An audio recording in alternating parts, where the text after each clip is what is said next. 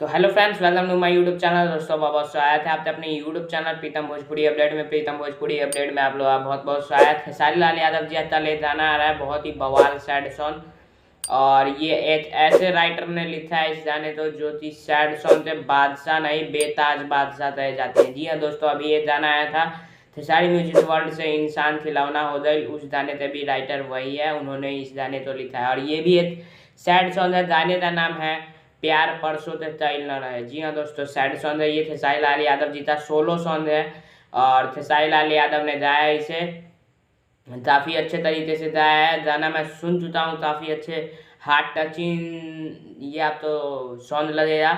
तो आप लोग कितना एक्साइटेड हैं कमेंट में ज़रूर बताइएगा। और बता दूँ, अजीत हलचल इसके राइटर है। जी हाँ दोस्तों, मैं जिस राइटर में बात कर रहा हूँ वो है अजीत हलचल। जी हाँ दोस्तों, अजीत हलचल जी ने इस गाने तो लिखा है। और इंसान खिलौना हो गई उस गाने तो भी अजीत हलचल जी ने ही लिखा, जो कि एक सप्ताह ट्रेंडिंग में रहा। अभी फिलहाल वो हट गया है।